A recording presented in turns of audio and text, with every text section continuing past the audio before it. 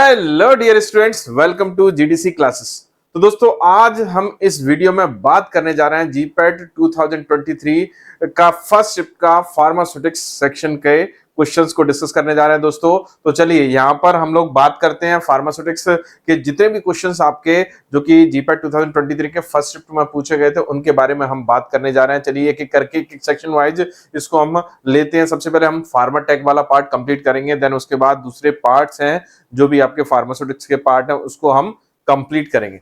चलिए दोस्तों, तो यहां पर सबसे पहले फार्मास्यूटिकल टेक्नोलॉजी पर आते हैं। तो फार्मास्यूटिकल टेक्नोलॉजी का फर्स्ट क्वेश्चन 73 से, क्वेश्चन नंबर 73 से यहां पर स्टार्ट कर रहे हैं, लेकिन आज हमारे डिस्कशन का ये फर्स्ट क्वेश्चन है, मतलब फार्मास्यूटिक्स सेक्शन का फर्स्ट क्वेश्चन है। Which of the following terms is used to describe the partial or complete separation of the top or bottom body crown of the tablet from the main body of the tablet?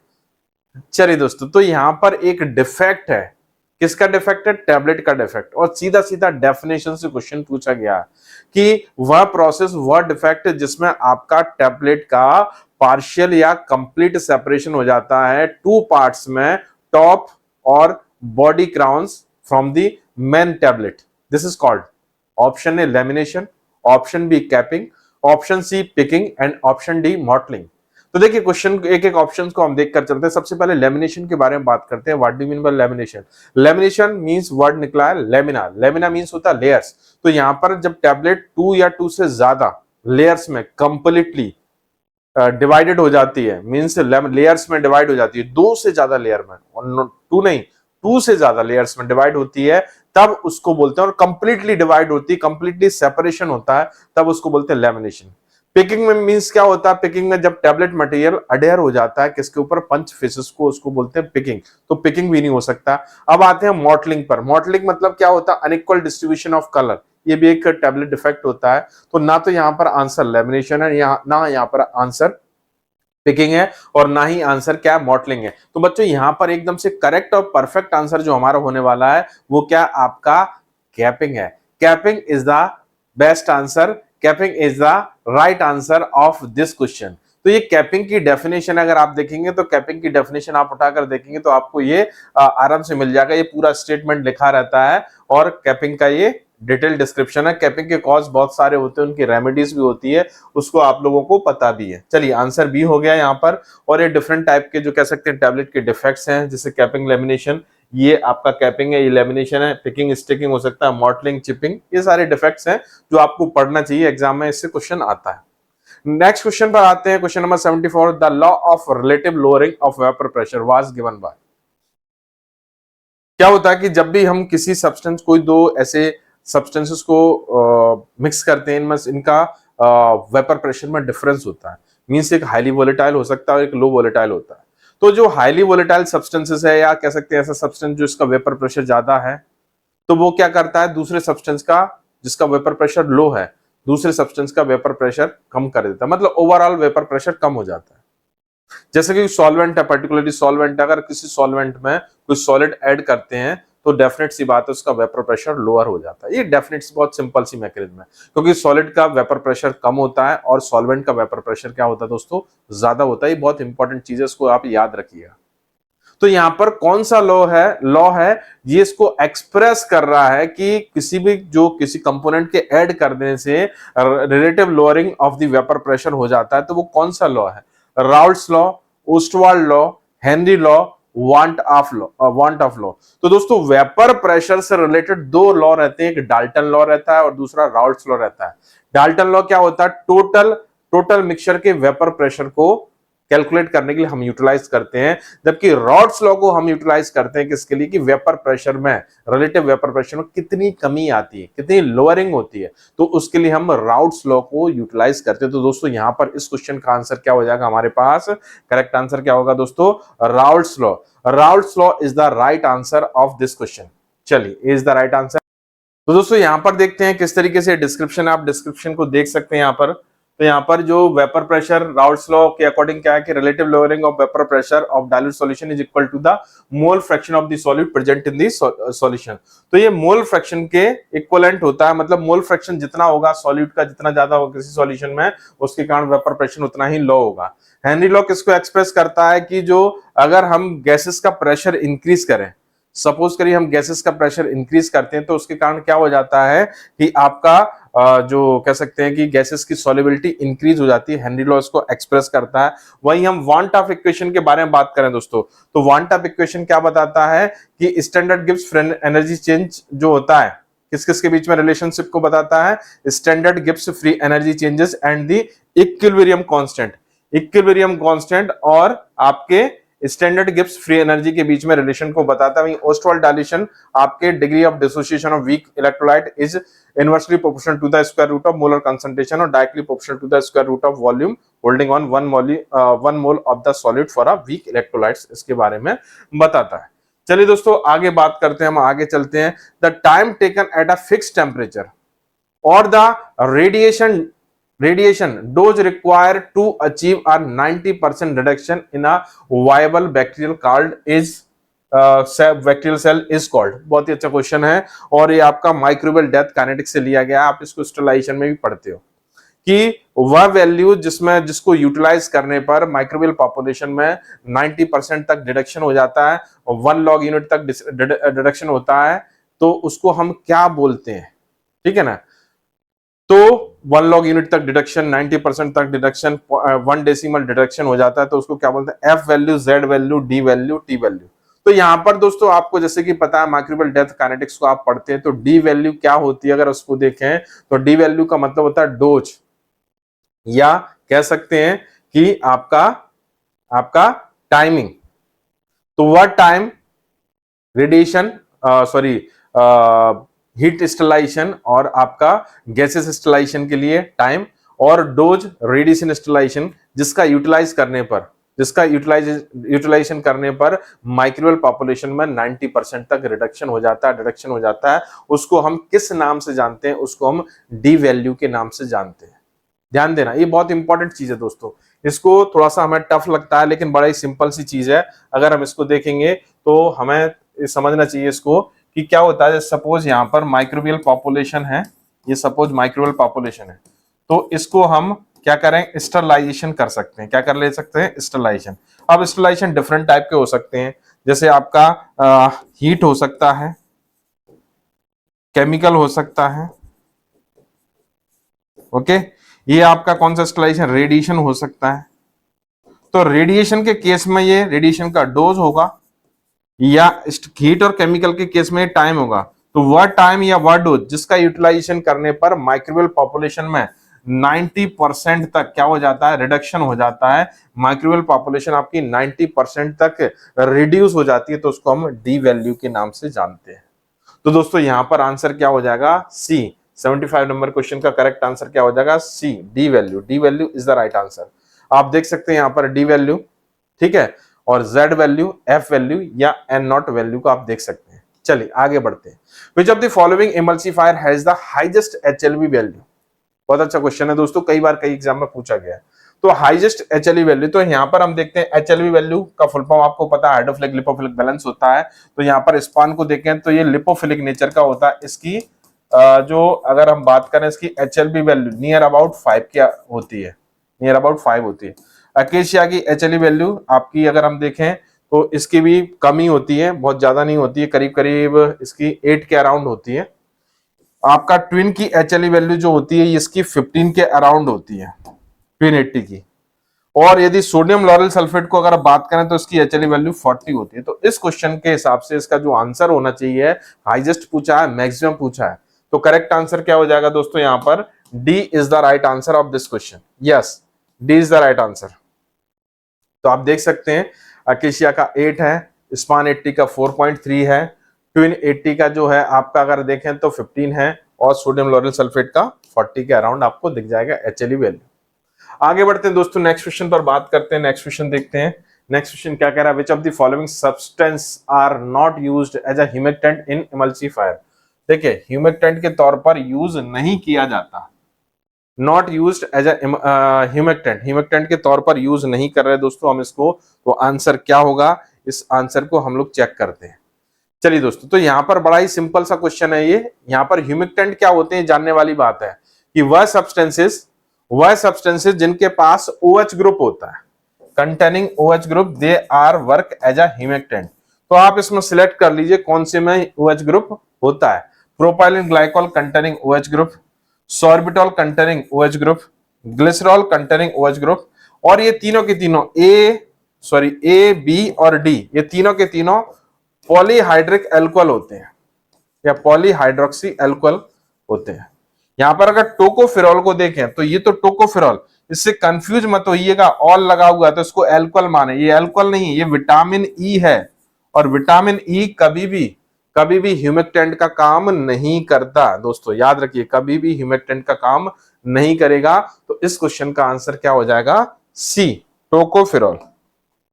Yes, tocopherol is the right answer. तो humectant क्या होते हैं? वह substances होते हैं जो humidity को attract करते हैं, जिससे क्या होता है कि आपकी जो प्रिपरेशन की कंसिस्टेंसी, मॉइस्चर कंटेंट है वो मेंटेन रहता है, उसको ड्राई होने से प्रिवेंट करेंगे। और जो आपका टोकोफेरॉल है वो आपका एंटीऑक्सीडेंट का काम करता है। चलिए आगे देखते हैं। बहुत बड़ा सा क्वेश्चन दिख रहा है आपको, लेकिन आंसर छोटे छोटे से दिख रहे हैं। तो चलिए डेफिनेशन का क्वेश्चन है, a crystalline powder that contain water of crystallisation और hydration, this water can be liberated either during manipulation or an exposure to a low humidity environment, then the powder will become sticky and pasty or it may be liquefy such a powder as a called crystalline powder है। और इसमें क्या है? Water of crystallisation मौजूद है। Suppose आपका ये material है, ये आपका क्रिस्टलाइन सब्सटेंस है और इसमें वाटर फॉर क्रिस्टलाइजेशन मौजूद है।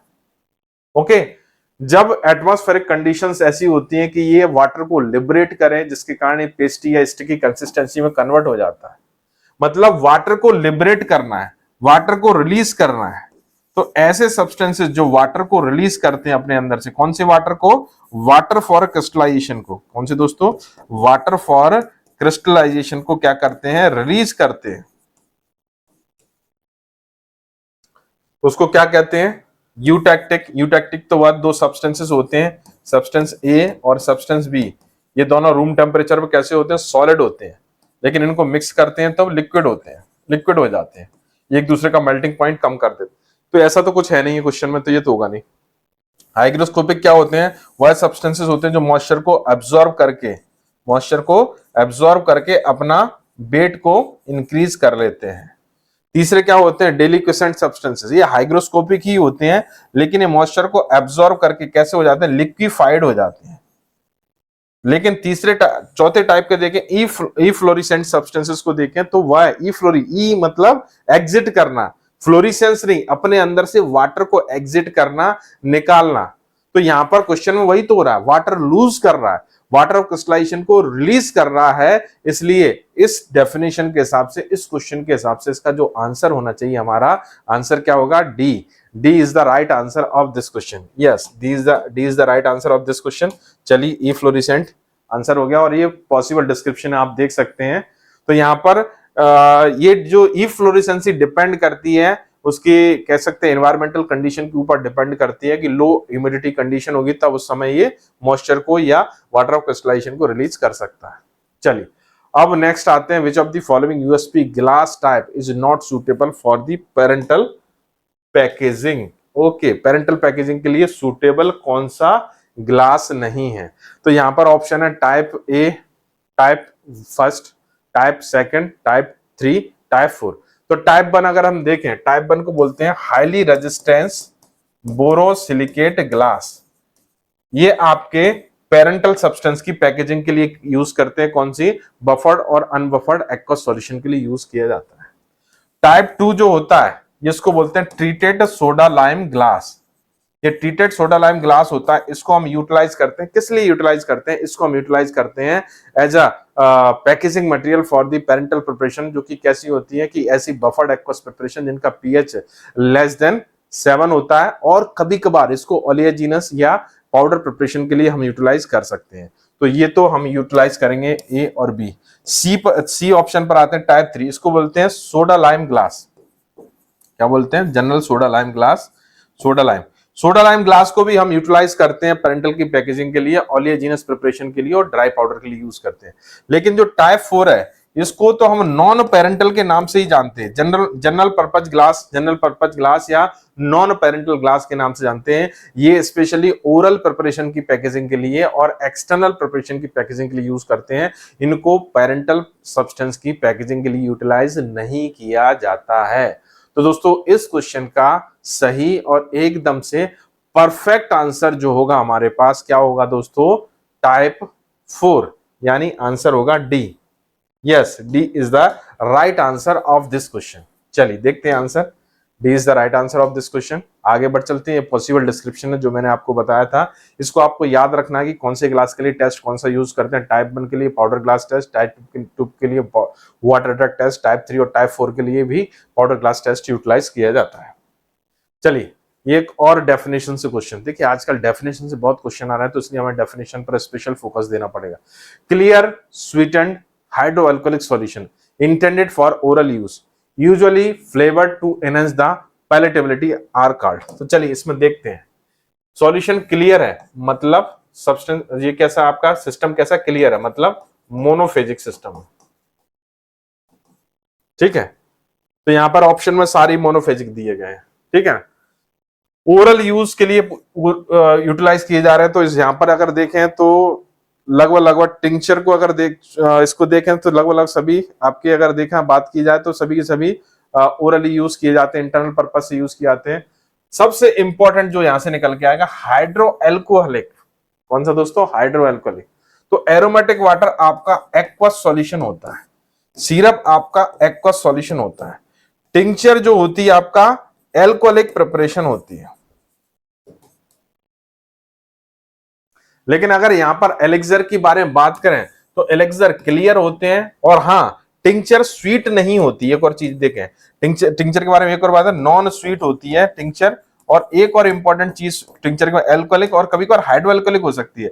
लेकिन अगर एलेक्सर के बारे में बात करें तो एलेक्सर क्लियर भी होते हैं, स्वीट भी होते हैं, हाइड्रो एल्कोहलिक भी होते हैं, ओरल यूज करते हैं और फ्लेवर्ड भी होते हैं। तो सारी प्रॉपर्टी किससे मैच कर रही है, आपके एलेक्सर से मैच कर रही है। तो यहां पर दोस्तों सही आंसर क्या हो जाएगा, बी।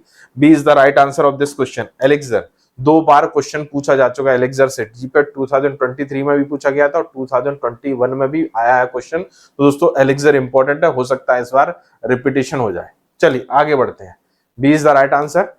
अब देख सकते हैं यहां पर ये आपका डिस्क्रिप्शन अलग अलग प्रिपरेशंस का। चलिए next, which of the following climate zone as per WHO criteria refer to hot and humid climate. Hot and humid climate कहां का होता है, अगर हम बात करें तो हॉट और ह्यूमिड क्लाइमेट हमारा इंडिया का मिलेगा। हालांकि इंडिया में 2 क्लाइमेट आते हैं, आपका ड्राई भी आता है और हॉट और ह्यूमिड दोनों आते हैं। हॉट और ह्यूमिड कहां पर आपका कोस्टल रीजन में मिलता है, और ड्राई एंड हॉट मिलता है आपके नॉर्थ इंडिया में। तो यहाँ पर दोनों ही क्लाइमेट आते हैं। तो जोन 3 और जोन 4 इंडिया दोनों को कवर करता है। जोन 1 और जोन 2 नहीं आते, जोन 1 जोन 2 नहीं हो सकते हमारे लिए, तो ये तो होगा नहीं। अब इनमें से हो सकता है। तो जोन 3 जो होता है हॉट एंड ड्राई होता है, कैसा होता है, हॉट एंड ड्राई। और जोन 4 जो होता है हॉट एंड ह्यूमिड में आता है, इसमें आता है हॉट एंड ह्यूमिड में। तो इस क्वेश्चन का आंसर क्या हो जाएगा दोस्तों, D. D is the right answer of this question. Okay, zone 4, yes. आप देख सकते हैं यहां पर जोन 1 जो है आपका टेम्परेट जोन है, जोन 2 मेडिटेरेनियन सब ट्रॉपिकल जोन है, जोन 3 हॉट ड्राई जोन है, zone 4 hot and humid tropical zone है, और जोन 4 भी Asian testing condition hot air और हाई ह्यूमिडिटी, ये भी इंडिया में ही मिलेगा आपको डेफिनेटली। अब आगे बढ़ते हैं, बड़ा ही अच्छा क्वेश्चन है ये, आपके प्रोपेलेंट के न्यूमेरिकल डिजिग्नेशन से लिया गया है। Which of the following is the common chemical name for the propellant? Propellant के लिए कॉमन केमिकल नेम से क्वेश्चन है, प्रोपेलेंट 11 पूछा गया है। अब बच्चे जनरली ये समझते हैं कि प्रोपेलेंट में जो प्रोपेलेंट को डिजिग्नेशन दिया जाता है उसके लिए 3 नंबर का होना जरूरी है। ये नंबर बताता है किसको, फ्लोरीन एटम को, ये बताता है बीच वाला हाइड्रोजन एटम को, और ये बताता है आपके कार्बन एटम को। लेकिन यहां पर ही तो 2 और हैं, तो हम इसको ऐसे सोच सकते हैं, या तो ये ऐसे होगा या फिर ऐसे हो सकता है। देखिए ऐसे होने की प्रोबेबिलिटी इसलिए कम होगी क्योंकि अगर 110 अगर आप लिखोगे तो 0 किसको रिप्रेजेंट कर रहा है, फ्लोरीन को। और कभी भी क्लोरोफ्लोरो हाइड्रोकार्बन जो प्रोपेलेंट होते हैं, फ्लोरीन कभी जीरो नहीं हो सकती, कम से कम एक फ्लोरीन तो होगी, तो ये तो नहीं हो सकता। लेकिन अगर हम देखें, अगर आप बोलोगे तो ये तो नंबर ऑफ कार्बन को बताता है, बिना कार्बन के हाइड्रोकार्बन कैसे होगा, तो चलिए इसको हम देखते हैं कि कैसे हो सकता है, क्या इस नंबर के हिसाब से इसमें कार्बन होना चाहिए कि नहीं। चलिए हम देखते हैं, सबसे पहले इसको एक्सप्लोर करते हैं। तो यहां पर मैंने आपको बताया था कि यहां पर ये नंबर लिखा हुआ है, इसको 011 मान के चलते हैं, इसको ये एक्सप्लोर करते हैं हम इसी नंबर को। तो ये हो गया आपका number of fluorine, actual number होगा, ये एक्चुअल नंबर ऑफ फ्लोरीन होगा। ओके, अब यहां पर जो मिड वाला जो नंबर है, ये बीच वाला, ये आपका number of hydrogen atom n+1, मतलब जितना फॉर्मूले में है उससे एक ज्यादा है, उससे एक ज्यादा है। इसका मतलब है यहां पर एक है तो फॉर्मूले में कितना होगा, n is the actual number, फॉर्मूले में कितना होगा, 0। मतलब इस स्ट्रक्चर में कोई भी हाइड्रोजन नहीं होगा, क्योंकि ये जो नंबर बता रहा है, 1 नंबर जो बता रहा है, एक एक्स्ट्रा हाइड्रोजन को दिखा रहा है। वास्तविकता में वो हाइड्रोजन एक्स्ट्रा से जो दिख रहा है उससे एक कम होता है, तो 1 से 1 कम कितना होगा, 0 होगा। अब यहां पर 0 दिख रहा है, ये किसको बताता है, number of carbon atom n-1, मतलब जितना फार्मूले में कार्बन एटम होगा उससे 1 कम होगा। जैसे कार्बन एटम 2 है तो 1 होगा फॉर्मूले में, समझ रहे बात को, दोबारा से बोलते हैं। जैसे यहां पर अगर मान लीजिए फॉर्मूले में नंबर ऑफ कार्बन एटम 1 है, ठीक है ना, 1 है, तो यहां पर 0 दिखाई देगा। फॉर्मूले में नंबर ऑफ कार्बन एटम अगर 2 है तो यहां पर कितना दिखाई देगा, 1 दिखाई देगा इस न्यूमेरिकल डिजिग्नेशन में। तो मतलब इसका मतलब क्या है, 0 है तो मतलब फॉर्मूले में कितना होगा, 1 कार्बन होगा। सपोज करिए यहां पर ये होता 112, तो एक्चुअल में कार्बन, एक्चुअल कार्बन कितने होते, 2 होते। यदि यहां पर 2 होता तो फॉर्मूले में तो एक्चुअल कार्बन कितने होते, 3 होते। तो दोस्तों यहां पर जो आपको नंबर दिख रहा है, न्यूमेरिकल डिजिग्नेशन दिख रहा है, उस न्यूमेरिकल डिजिग्नेशन का मतलब ये होता है कि आपका जो लास्ट नंबर है, ये वाला इधर से अगर चले, राइट से लेफ्ट की तरफ चले, तो सबसे एक्सट्रीमली राइट है वो एक्चुअल नंबर ऑफ फ्लोरीन को बता रहा है। मिड नंबर आपका नंबर ऑफ हाइड्रोजन एटम्स को बता रहा है, एक्चुअलिटी से एक ज्यादा। और लास्ट जो नंबर है एक्सट्रीमली लेफ्ट जो बता रहा है number of carbon atom actuality से एक कम। एक्चुअलिटी में कितना होगा, 1 कार्बन, यहां पर कितना है, 0 कार्बन। तो चलिए इसके हिसाब से फॉर्मूला हम तय करते हैं। तो यहां पर 0 1 1, मतलब कार्बन इसके हिसाब से देखें 1 कार्बन, हाइड्रोजन बिल्कुल नहीं होगा क्योंकि यहां पर 1 है तो मतलब 0 हाइड्रोजन है, ये एक फ्लोरीन होगा। बचा हुआ क्या होगा, बैलेंसिंग किससे सेटिस्फाई होगी, क्लोरीन से। तो मोनोफ्लोरो ट्राइक्लोरो या ट्राइक्लोरो मोनोफ्लोरो मीथेन, एक कार्बन मतलब मीथेन। यहां पर आंसर क्या हो जाएगा, ए। हमारे पास जो एकदम से जो करेक्ट आंसर जो निकल के आएगा वो आएगा A, trichloro monofluoro methane. A is the right answer. तो आप देख सकते हैं डिफरेंट टाइप के जो नंबर्स हैं उनके न्यूमेरिकल डिजिग्नेशन है और उसके हिसाब से आप आइडेंटिफाई कर सकते हो, निकाल सकते हो आप नेम को, किसके, किसी भी टाइप के क्लोरोफ्लोरो हाइड्रोकार्बन के नाम को आप आइडेंटिफाई कर सकते हो। और आप इस नाम से आपको डिजिग्नेशन भी प्रोवाइड कर सकते हो, बड़ा सिंपल है। जैसे कि हम देखें यहां पर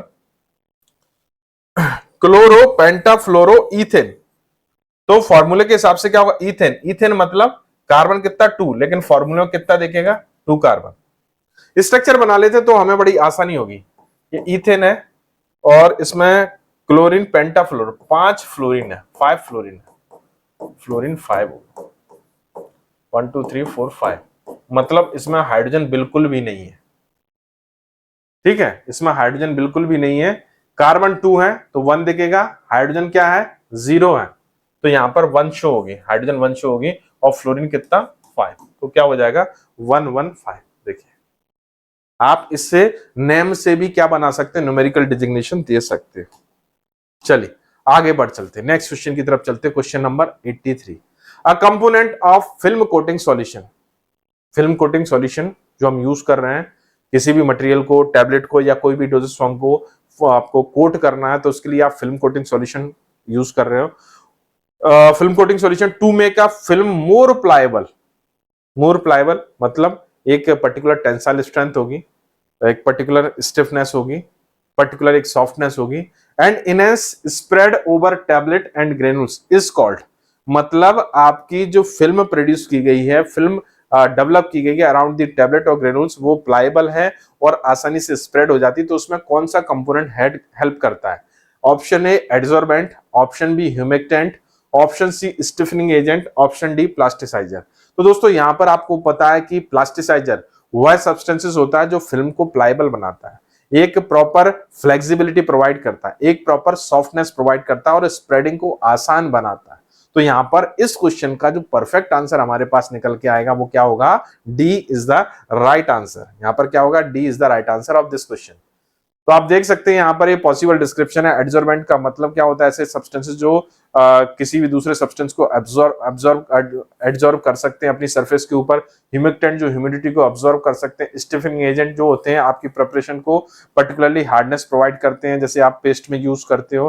प्लास्टिसाइजर क्या होते हैं? फिल्म को आपको सॉफ्टनेस या फ्लेक्सिबिलिटी प्रोवाइड करते हैं। चलिए नेक्स्ट क्वेश्चन की तरफ चलते। Question number 84, for discussing the astringent and metallic test of iron.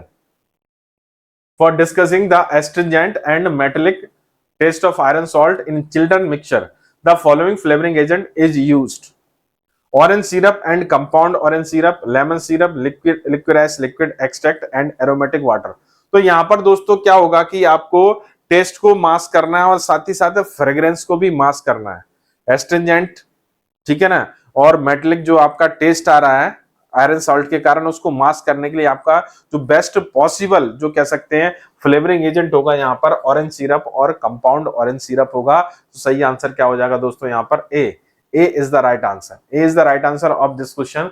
तो आप देख सकते हैं डिफरेंट टाइप के यहाँ पर जो कह सकते हैं कि फ्लेवरिंग एजेंट मौजूद हैं जो कि अलग अलग टाइप का टेस्ट कह सकते हैं प्रोड्यूस कर सकते हैं। चलिए आगे बढ़ते हैं। A tablet excipient whose function is to ensure that tablet formulation and ejection can occur with low friction between the solid and the dye wall is called। तो यहाँ पर एक टैबलेट एक्सीपिएंट से क्वेश्चन आया, तो यहाँ पर पूछा गया कि उस एक्सीपिएंट का नाम बताइए जो कि टैबलेट मटेरियल और डाई वॉल के फ्रिक्शन के बीच में फ्रिक्शन को रिड्यूस करता है, जिसके कारण टैबलेट का कंप्रेशन और इजेक्शन क्या होता है? ईज वे में हो जाता है। तो चलिए ऑप्शंस देखते हैं। ऑप्शन ए है ग्लाइडेंट। तो ग्लाइडेंट क्या करता है? पार्टिकल पार्टिकल के बीच में फ्रिक्शन को रिड्यूस करता है, मतलब फ्लो प्रॉपर्टी प्रमोटर होता है। एंटी एडेसिव वह सब्सटेंसेस होता है जो कि क्या करता है कि आपके मटेरियल को स्टिक होने से प्रिवेंट करता है ऑन दी पंच फेसेस और on to the die wall, तो ये भी नहीं हो सकता। बाइंडर वह सब्सटेंसेस होता है जो टैबलेट मटेरियल को कॉम्पैक्ट मास में कन्वर्ट करने का काम करता है, कह सकते हैं कि बाइंडिंग इफिकेसी प्रोवाइड करता है, एक कॉम्पैक्टनेस प्रोवाइड करता है।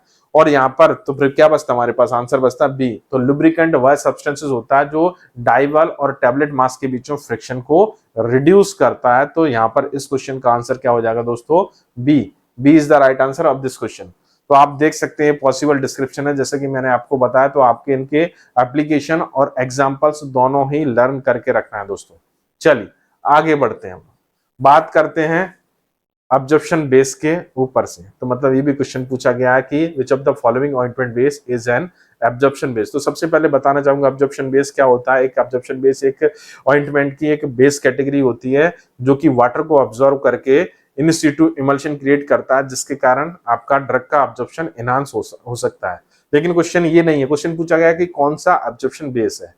तो option A yellow ointment USP, option B hydrophilic petrolatum USP, option C hydrophilic ointment USP, option D PG ointment NF. तो दोस्तों आपको याद रखना पड़ेगा, यहाँ पर एक ही ऑप्शन दिखाई दे रहा है जो कि अब्जॉर्प्शन बेस का है, वो है आपका hydrophilic petrolatum USP. Hydrophilic petrolatum USP as absorption base utilise किया जाता है आपके ऑइंटमेंट को प्रिपेयर करने के लिए। चलिए तो आंसर बी हो जाएगा। एक फॉर्मूला भी आप देख सकते हैं इसमें। तो ये फॉर्मूला आपका हाइड्रोफिलिक पेट्रोलेटम यूएसपी, ये आपका जो ऑइंटमेंट बेस के तौर पर, अब्जॉर्प्शन बेस के तौर पर यूटिलाइज किया जा रहा है। चलिए आगे बढ़ते हैं, नेक्स्ट क्वेश्चन की तरफ चलते हैं। Which of the following surfactant is an anionic surfactant. तो दोस्तों आपको ये पता होना चाहिए कि हमारे जो सर्फेक्टेंट होते हैं किस किस नेचर के होते हैं। आपके सर्फेक्टेंट आपके कैटायनिक होते हैं, एनानिक होते हैं, नॉन आयनिक होते हैं और एम्पोटेरिक होते हैं। यहाँ पर ऑप्शंस को देखते हैं। लेसिथिन एम्पोटेरिक नेचर का होता है, एनानिक नहीं होता। एम्फोटेरिक मतलब जिसके ऊपर दोनों चार्ज हो सकते हैं। सॉर्बिटॉन एस्टर मतलब किसके बारे में, ट्विन स्पान के बारे में बात हो रही है। तो मतलब ये कैसे होते हैं आपके, ये आपके नॉन आयनिक नेचर के होते हैं, मतलब there is no charge. Benzalkonium chloride, इनके ऊपर कौन सा चार्ज होता है, कैटायनिक चार्ज होता है, मतलब पॉजिटिव चार्ज वाले होते हैं। तो ये भी नहीं होगा, पूछा एनायनिक।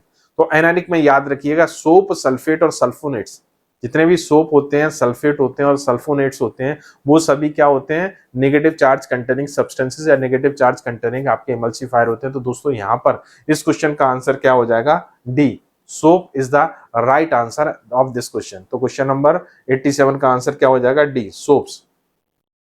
चलिए आप देख सकते हैं ये पॉसिबल डिस्क्रिप्शन है कैटायनिक टाइप के, quaternary ammonium salts, pyridinium compound, anionic में एल्कलाई सोप, नॉन एनायनिक में हाइड्रोफिलिक और हाइड्रोफोबिक।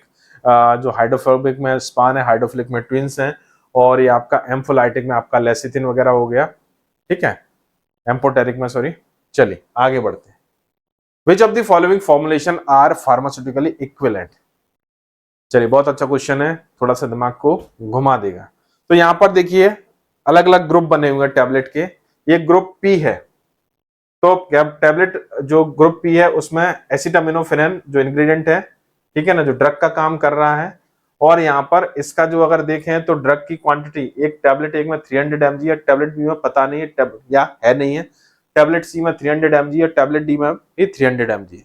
तो फार्मास्यूटिकल इक्विवेलेंट क्या होते हैं कि वह सब्सटेंसेस होते हैं, वह डोजेस फॉर्म होते हैं जिनमें ड्रग की क्वांटिटी, ड्रग का स्ट्रेंथ, ड्रग का टाइप इक्वल होता है। तो यहाँ पर पी अगर बात करें, पी अगर ग्रुप में बात करें तो पी ग्रुप की ड्रग ए, सी और डी फार्मास्यूटिकल इक्विवेलेंट है।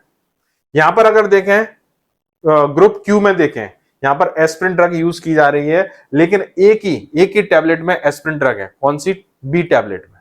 तो ये इसमें से ए, सी, डी, बी, ये इसमें से कोई भी फार्मास्यूटिकल इक्विवेलेंट नहीं है।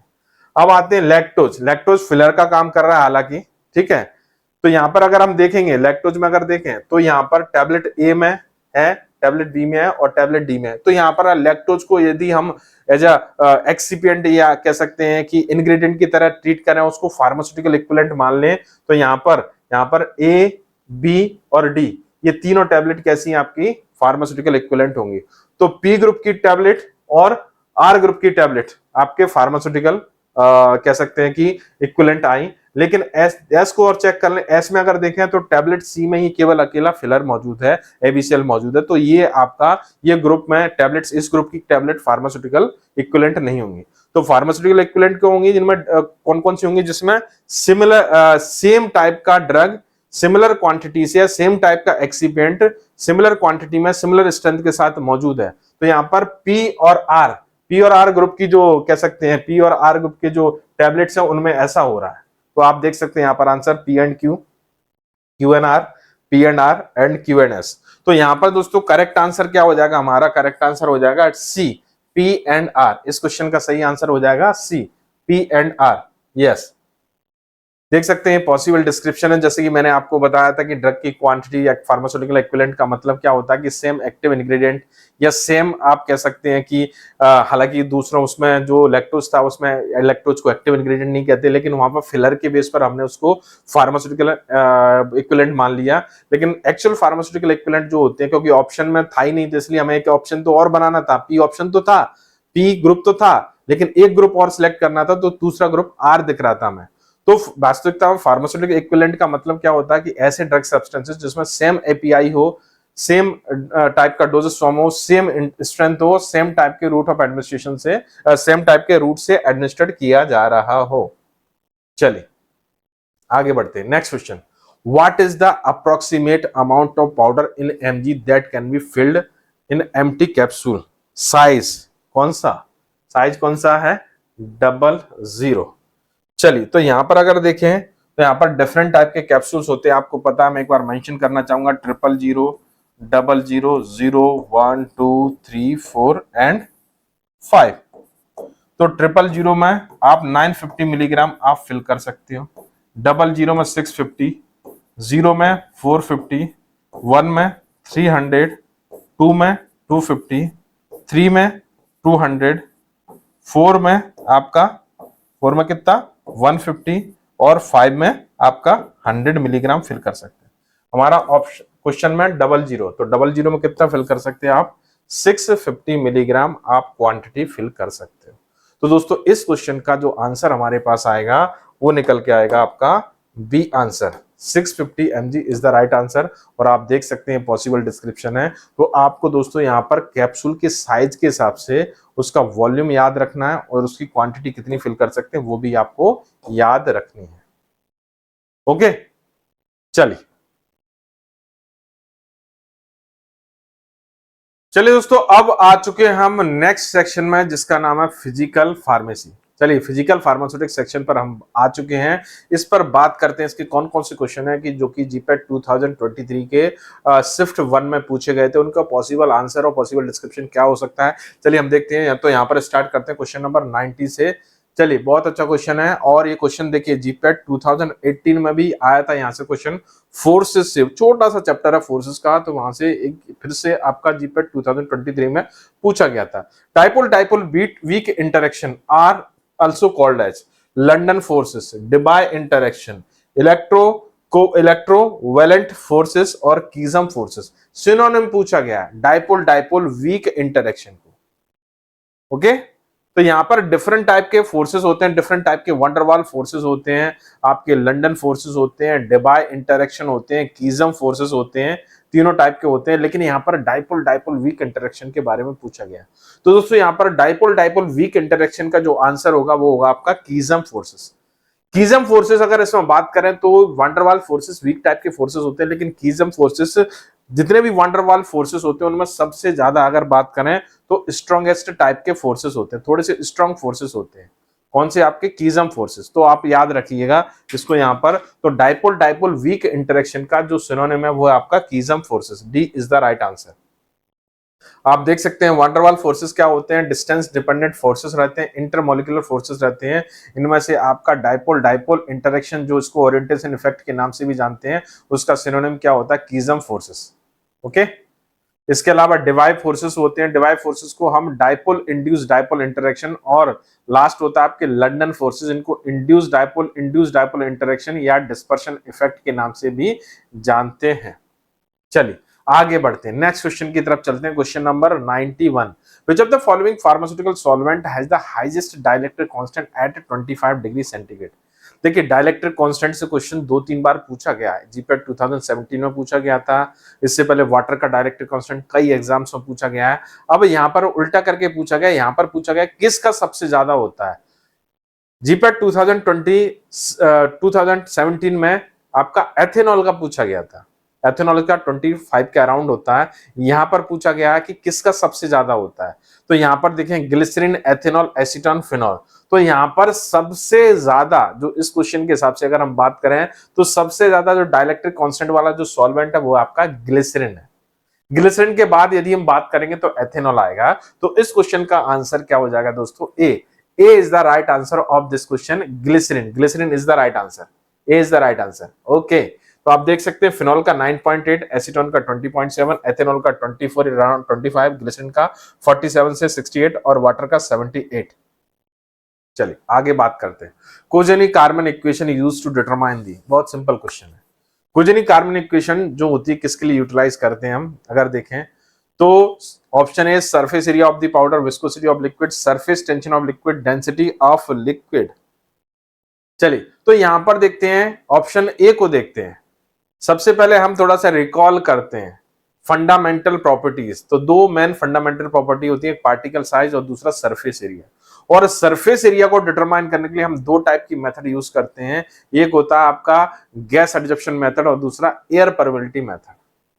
और गैस एडजप्शन मेथड होती है जो जो आपके बीट इक्वेशन के बेस ऊपर बेस्ड रहती है, जबकि आपकी जो आपकी एयर परमिटिविटी मेथड होती है वो कोजेनिक कार्बन इक्वेशन की बेस पर ऊपर बेस्ड होती है। तो यहाँ पर करेक्ट आंसर क्या हो जाएगा? Surface area of powder.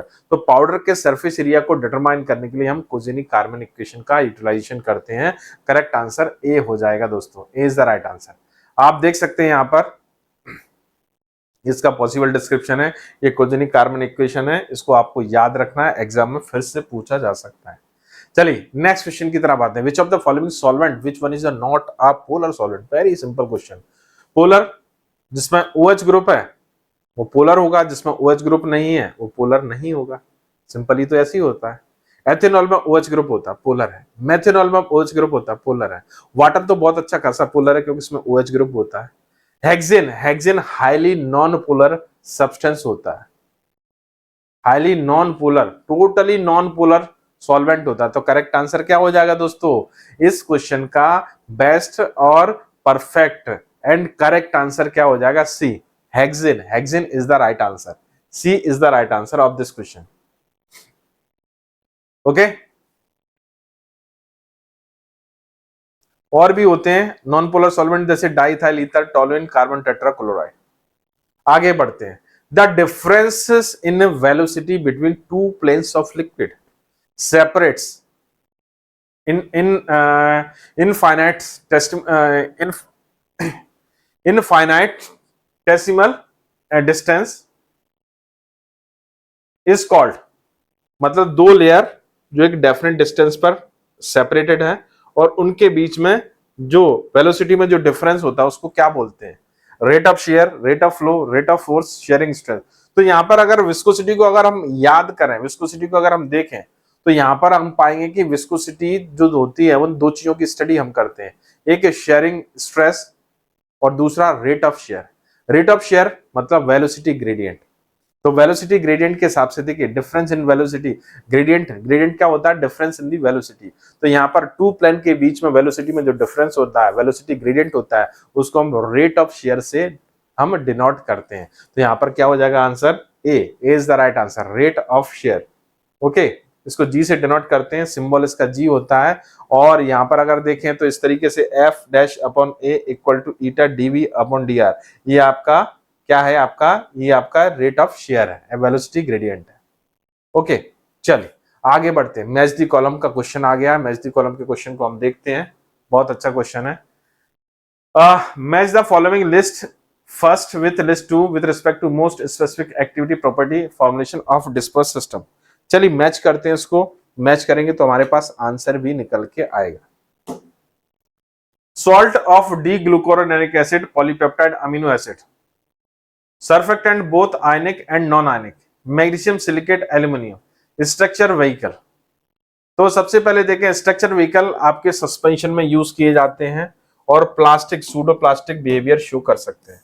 तो फोर्थ का तो पी हो गया, लेकिन फोर्थ तो पी सभी में है, इससे आंसर नहीं निकल पाए। Magnesium aluminium silicate finally divided solids होते हैं, ठीक है ना। ये सॉलिड पार्टिकल की emulsifier belonging the class of solid particle and form the O W emulsion. तो ये इससे मैच करते हैं।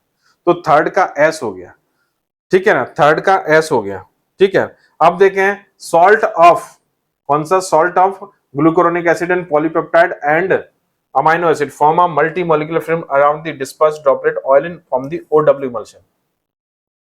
ओके, फर्स्ट की हो गया। Surfactant both ionic and anionic, ये क्या करते हैं? ये आपके सर्फेक्टेंट आयनिक और एनायनिक ये क्या करते हैं? फ्लोकुलेशन लेकर आते हैं, फ्लोकुलेटिंग एजेंट का काम करते हैं।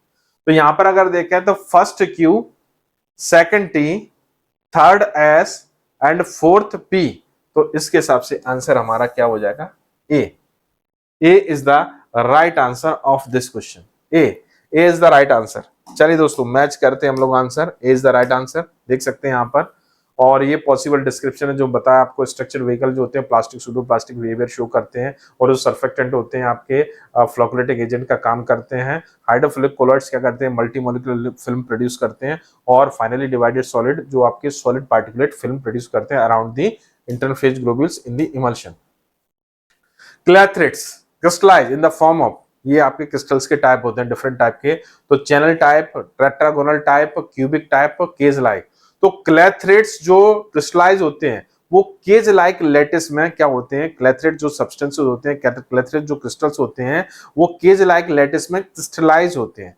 तो यहाँ पर दोस्तों हमारे पास सही और एकदम से परफेक्ट आंसर जो होगा वो होगा डी।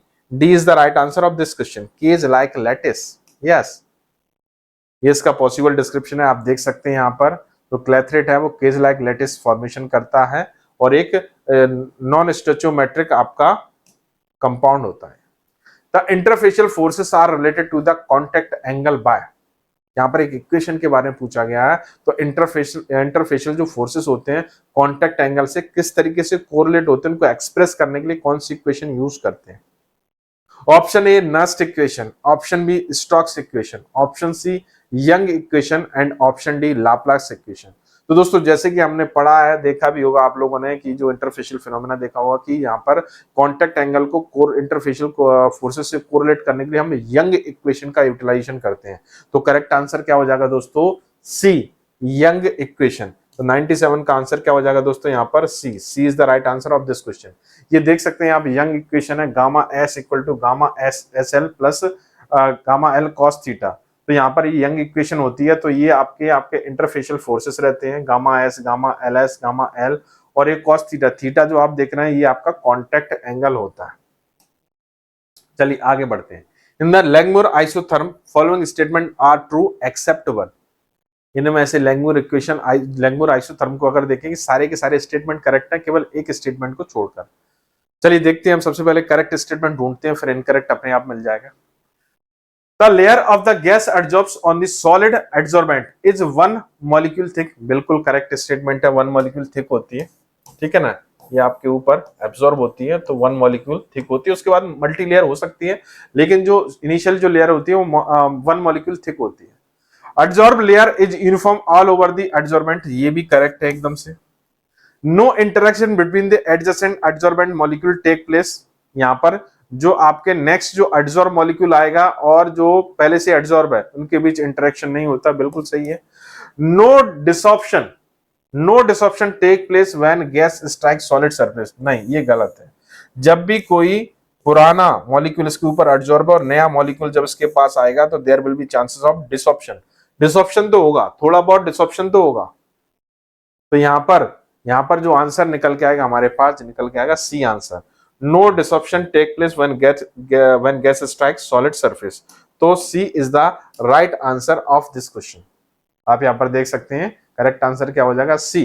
तो 98 क्वेश्चन का आंसर क्या हो जाएगा, सी आंसर हो जाएगा। और ये आप पॉसिबल डिस्क्रिप्शन देख सकते हैं, आप इसको क्लियरली देख सकते हैं, मेंशन है। चलिए आगे बढ़ चलते हैं। Next question, suspension containing a high percentage about 50% और greater of small deflocculated particle would show which of the flow properties। चलिए, तो यहां पर सिस्टम से पूछा गया कि सिस्टम कौन सा सिस्टम शो करता है कि जब आपका जो सस्पेंशन में सॉलिड जो कंटेंट का जो परसेंटेज है 50% या उससे ज्यादा है और डीफ्लोकुलेटेड स्टेज में, तो प्लास्टिक, डायलेटेंट, न्यूटोनिन, सूडोप्लास्टिक। तो दोस्तों यहाँ पर बड़ा ही सिंपल क्वेश्चन है कि यहाँ पर क्या होता है कि जब भी इस टाइप का सिस्टम को आपको याद रखना हो तो कैसे याद रखेंगे कि यहाँ पर जब शेयर स्ट्रेस लगाते हैं तो यहाँ पर ये मॉलिक्यूल जो डी अरेंज्ड जो आपका जो मॉलिक्यूल है उनका वॉल्यूम, उनके बीच में वॉल्यूम स्पेस बन जाता है, वॉल्यूम इंक्रीज हो जाता है, मतलब वो डायलेट हो जाता है सिस्टम। और सिस्टम कैसा हो जाता है आपका, एक शेयरिंग फोर्स लगाने पर कैसा हो जाता है आपका, थिक हो जाता है। इसलिए यहाँ पर आंसर क्या हो जाएगा, डायलेटेंट फ्लो या शेयर थिकनिंग सिस्टम। तो D is the right answer of this question. तो इस केस में स्पेशली डायलेटेंट फ्लो शो करेंगे पार्टिकल और शेयर थिकनिंग सिस्टम शो होगा, मतलब आपका जो मीडियम होगा शेयरिंग स्ट्रेस लगाने के बाद थिक हो जाएगा। ओके, चलिए दोस्तों नेक्स्ट सेक्शन की तरफ आ चुके हैं जिसका नाम है बायोफार्मास्यूटिक्स। चलिए देखते हैं बायोफार्मास्यूटिक्स सेक्शन में। तो सबसे पहले बायोफार्मास्यूटिक्स सेक्शन में बात करते हैं क्वेश्चन नंबर 100 से, क्वेश्चन नंबर 100 और इस बायोफार्मास्यूटिक्स सेक्शन का question number 1। In pharmacokinetic models the term compartment mean, pharmacokinetic model में कंपार्टमेंट टर्म का मीनिंग क्या है, blood, individual organ, extra cellular fluid, hypothetical pool of tissue. तो क्वेश्चन थोड़ा सा हमें कंफ्यूज किया क्योंकि मॉडल में हम देख लेते हैं ब्लड को एक कंपार्टमेंट मान लेते हैं, इंडिविजुअल ऑर्गन को भी कंपार्ट मान लेते हैं, कंपार्ट, ये सही बात है, लेकिन कंपार्टमेंट जो वर्ड है वो एक हाइपोथेटिकल वर्ड है। इसमें एक पूल ऑफ टिश्यूज या पर्टिकुलर टिश्यू को हम क्या मान लेते हैं, कंपार्टमेंट मान लेते हैं, जिनकी सिमिलर वास्कुलरिटी होती है या सिमिलर फिजियोलॉजिकल बिहेवियर होता है, तो वो hypothetical pool of tissue is called the compartment. तो दोस्तों इस क्वेश्चन का हमारे पास जो सही आंसर निकल के आएगा वो आएगा D, hypothetical pool of tissue. D is the right answer. Okay, देख सकते हैं आप यहाँ पर ये पॉसिबल डिस्क्रिप्शन है कंपार्टमेंट मॉडल का। ओके, तो कंपार्टमेंट मॉडल हम बेसिकली अगर हम बात करें तो ड्रग डिस्ट्रीब्यूशन को एनालाइज करने के लिए हम यूटिलाइज करते हैं कंपार्टमेंट मॉडल्स को। आगे बढ़ते हैं नेक्स्ट क्वेश्चन की तरफ। Under which of the following condition in vitro in vivo correlation of the drug fails. बहुत सारी कंडीशंस होती हैं जहां पर कह सकते हैं कि आईवी कोरिलेशन फेल हो जाता है। तो यहां पर हम देखते हैं कि कुछ कंडीशन में फेल हो जाता है। तो यहां पर सबसे पहले देखते हैं कि आईवी कोरिलेशन किस कंडीशन में सक्सेसफुल होता है। When the drug absorption take place via complex process, यहां पर भी हो सकता है, फेल नहीं होगा, यहां पर सक्सेस हो सकता है, सिग्निफिकेंट हो सकता है। When the dissolution medium is adequately simulated, ये भी सही है। When the drug is highly permeable but poorly soluble, ये भी कंडीशन हो सकती है। लेकिन ड्रग जब हाईली सॉल्युबल होती है तो आप उसमें जो आपके इन विट्रो पैरामीटर होते हैं जैसे ड्रग रिजोल्यूशन वगैरह, तो उसको आप मेजर नहीं कर सकते। और ड्रग डिसोल्यूशन जैसे पैरामीटर अगर आप मेजर नहीं कर सकते हो तो आप उनको कोरिलेट नहीं कर सकते इन विवो पैरामीटर से। तो यहां पर डिसोल्यूशन को मेजर करना जरूरी है। तो ड्रग जब हाईली सॉल्युबल होगी तब उस केस में उसका इन विट्रो इन विवो कोरिलेशन क्या हो जाएगा दोस्तों, फेल हो जाएगा। तो इसलिए यहां पर इस क्वेश्चन का आंसर जो हमारे पास निकल कर आएगा वो आएगा A is the right answer of this question. Yes, तो यहाँ पर कुछ कंडीशंस हैं, यहाँ पर आपका जो कह सकते हैं कि जो इन केसेस में आपका आईवी कोरिलेशन फेल हो जाता है तो उनमें हाईली सॉल्युबिलिटी एक बहुत बड़ा फैक्टर होता है। चलिए आगे बात करते हैं, नेक्स्ट क्वेश्चन पर चलते हैं। ये भी क्वेश्चन बहुत अच्छा है। Which of the following level of IVIVC in vitro in vivo correlation is represented by the relationship between the dissolution time point like one dissolution time point 1, देखिए ये इंपॉर्टेंट है, one dissolution time point like T50 T90 and one mean pharmacokinetic parameter AUC Tmax और Cmax, मतलब one pharmacokinetic parameter और one आपका कह सकते हैं कि डिसोल्यूशन टाइम पॉइंट कोरिलेट कर रहा है, ठीक है ना, कोरिलेट कर रहा है। रिलेशनशिप किसके, one point two one point, point two point नहीं, 1 पॉइंट टू 1 पॉइंट, मतलब एक पॉइंट में कोरिलेशन हो रहा है। तो जब सिंगल पॉइंट कोरिलेशन होता है तो वो किस में होता है आपका दोस्तों, लेवल सी में होता है। सिंगल पॉइंट जब कोरिलेशन होता है वो किस में होता है दोस्तों, लेवल सी में होता है। तो यहां पर इस क्वेश्चन का आंसर क्या हो जाएगा, सी, लेवल सी। ओके, चलिए देखते हैं आंसर, आंसर सी है। आप देख सकते हैं level C, one dissolution time point is compare to one pharmacokinetic parameter, इसको बोलते हैं लेवल सी। ओके, चलिए आगे बढ़ते हैं। मैच द कॉलम, तो यहां पर मैच द कॉलम है volume distribution Evans blue 3.5 to 5% और मेटलोथायोनिन, और उस तरफ दूसरे पैरामीटर है measurement of volume of real physiological plasma, human serum albumin, volume of blood, ratio of body drug content to plasma concentration, protein present in kidney to bind metal.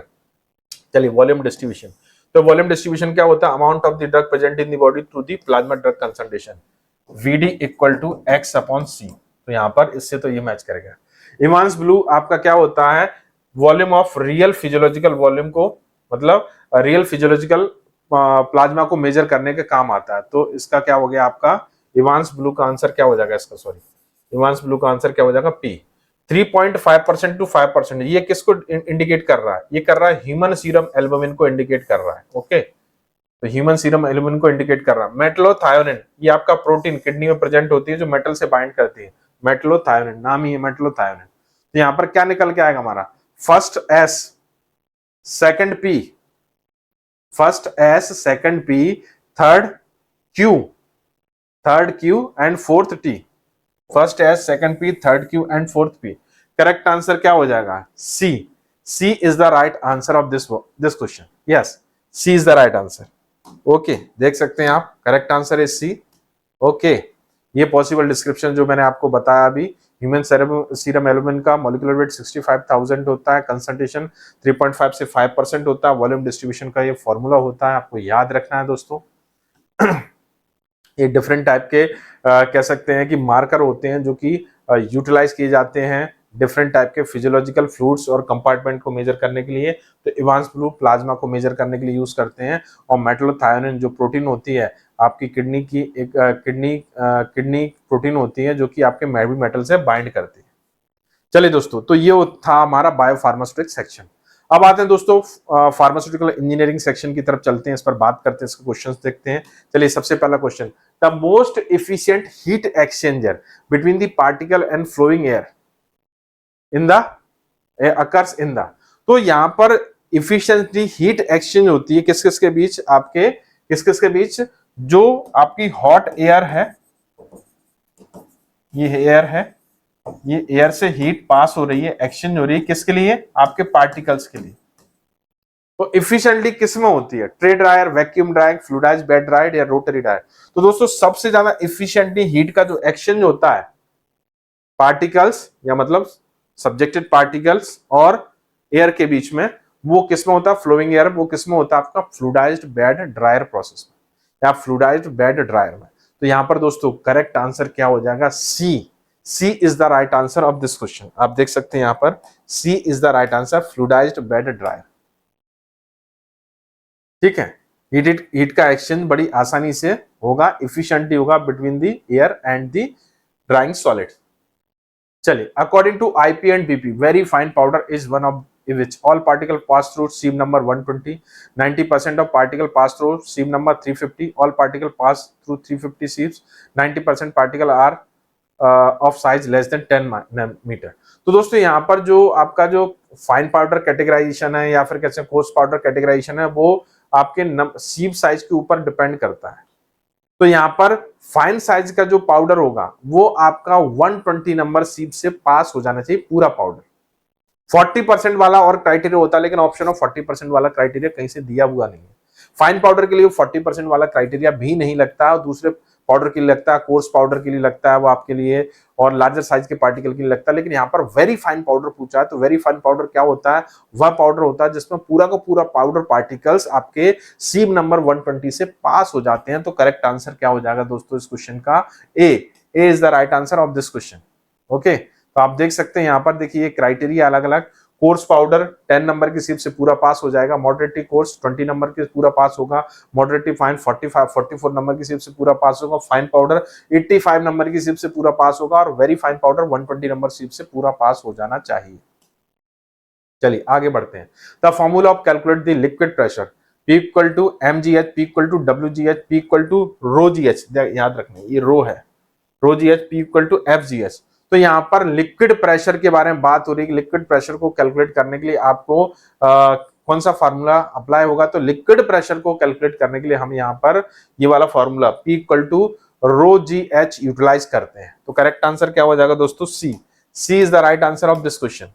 आप देख सकते हैं यहाँ पर liquid pressure, density of liquid, gravitational field strength and height of the column, इन तीनों को multiply कर देंगे तो हमारे पास लिक्विड प्रेशर फाइंड आउट हो जाएगा।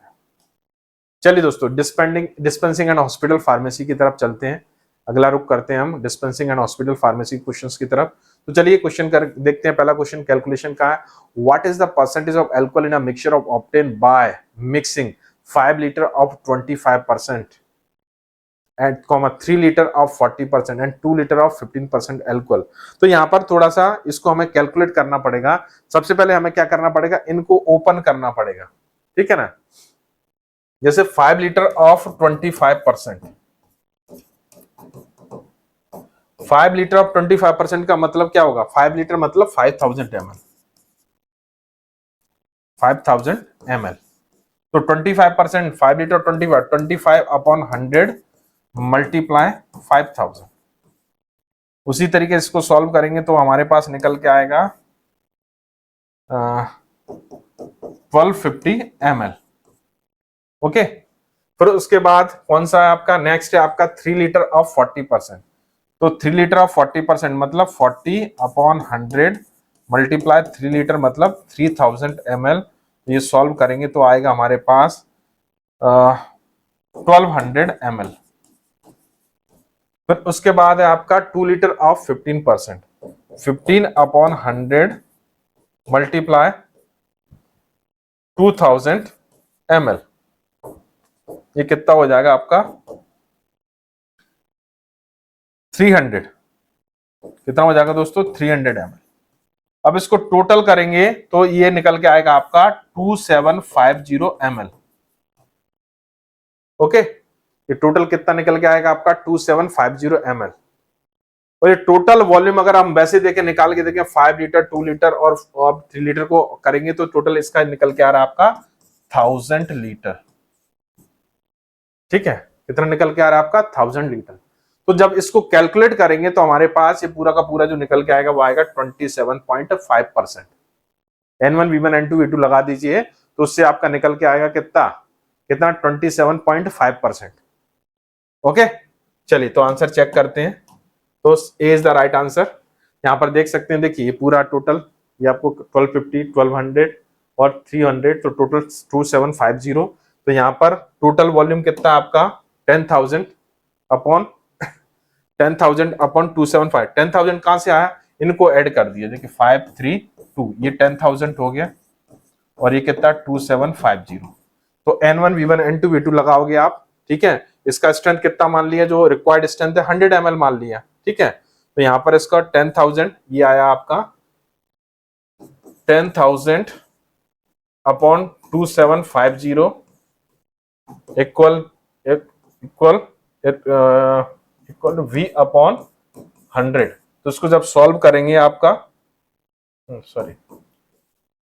100 अपॉन V,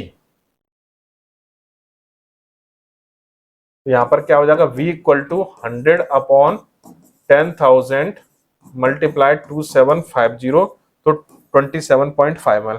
100 कहां से आया, तो 100 इसका स्ट्रेंथ है, परसेंटेज 100 ml मिक्सचर है। V ml of alcohol is present in 100 ml of mixture, ठीक है ना। मिक्सचर टोटल अगर 100 ml है तो उसके हिसाब से निकाल सकते हैं आप। ओके, चलिए यहां पर आंसर क्या होगा 27.5%। In absence of instruction by the prescriber, unless otherwise directed, the dose given for the mixture preparation should be stated on the label as।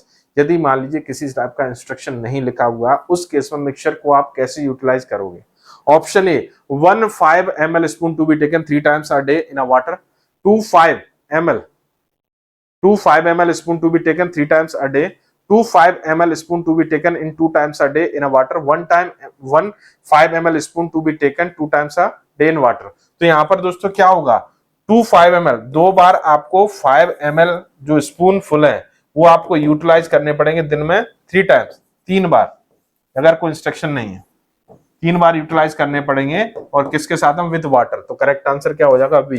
ये विदाउट प्रेस्क्रिप्शन हम इसको यूटिलाइज कर सकते हैं कि दिन में 2-2 चम्मच 2-2 टीस्पून फुल आप ले सकते हैं विद वाटर। तो B is the right answer of this question. चलिए तो ये हो गया आपका क्वेश्चन। अब आते हैं नेक्स्ट क्वेश्चन की तरफ चलते हैं। The required amount of adjusting substances required to make, next question है, make a hypotonic solution isotonic is given by the where W is the adjusting substances, A is the freezing point of depression adjusting solution, B is the freezing point depression of water। तो यहाँ पर formula निकाला गया है, आपको required amount of freezing point adjusting substances, ठीक है, required to make a hypotonic solution, ठीक है। तो उसके लिए फॉर्मूला क्या होगा, W equal to A minus 0.52 B, W equal to 0.52 minus A upon B, W equal to 0.52 minus B upon A। और यहाँ पर हाइपोटोनिक की बात हो रही है इसलिए फॉर्मूला थोड़ा सा चेंज हो जाएगा, W equal to B minus 0.52 upon A। तो D is the right answer of this question, D is the right answer. क्या हो जाएगा दोस्तों यहाँ पर, D is the right answer of this question. तो आप देख सकते हैं यहाँ पर B क्या है, W क्या है कि weight of the added substances है, is the freezing point of the adjusting solution, और B is the freezing point of 1% solution of the adjusting substances। चलिए फार्मास्यूटिकल जूरिस्प्रूडेंस की तरफ चलते हैं दोस्तों। यहाँ पर बात करते हैं फार्मास्यूटिकल जूरिस्प्रूडेंस के क्वेश्चन आपके कौन कौन से पूछे गए, उनका पॉसिबल आंसर क्या होता है।